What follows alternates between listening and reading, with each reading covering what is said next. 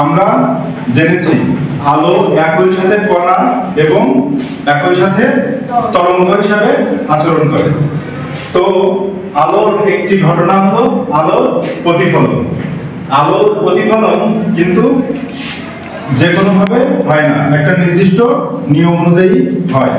কিভাবে হয়? আলো যদি উলম্বভাবে আপতিত হয় তাহলে আবার ওই পথেই ফিরে যায়, এবং যদি আলো তির্যকভাবে আপতিত হয় তাহলে যে কোণে আপতিত হয় অবিলম্বের সাথে সেই একই কোণে প্রতিফলিত হয়। সেটা আমরা এখন একটু দেখি। আলোটা আমি যতটুকু বাঁকা করবো ওর প্রতিফলিত হয়ে যে আলোটা যাবে সেটাও ওইভাবেই ফিরে যাবে, এবং ওই কোণেই ফিরে গিয়ে সে কি করবে, তার অবস্থানটা দেখাবে। দেখেন আমি লাইটটা অফ করে নিই। আমি এখন এই যে সামান্য ব্যাখ্যা করে রাখছি, ঠিক আছে? তো এর প্রতিফলিত রশ্মিটা দেখেন কোথায় যাচ্ছে।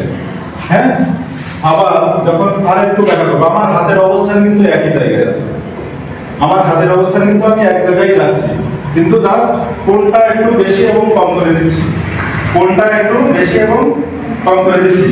তাহলে এই যে এখন দেখেন ছাদের মাঝ বরাবর আছে আলোটা, আবার যখন একটু বাঁকা করে দিচ্ছি তখন দেয়ালের দিকে এসে যাচ্ছে, তাই না? প্রতিফলিত রশ্মিটা এখন যদি উলম্বভাবে দেই তাহলে কি ঘটনা ঘটবে, আবার ওই পথেই ফিরে আসবে। দেখেন তো আমি ঠিক সোজাভাবে দিচ্ছি এবং আলোটা আমার হাতেই ফিরে আসছে, তাই না? আলোটা কি হচ্ছে, আবার আমার হাতেই ফিরে আসছে, অর্থাৎ উৎসের গায়ে ফিরে আসছে, তাই না? তাহলে এর মাধ্যমে আমরা কি সিদ্ধান্ত উপনীত হলাম, যে আলো যখন তির্যকভাবে আপতিত হয় তখন, ঠিক আছে, তখন কি হয়, যে কোণে আপতিত হয় প্রতিফলনের সময় ঠিক একই কোণে প্রতিফলিত ফিরে যায়, এবং যদি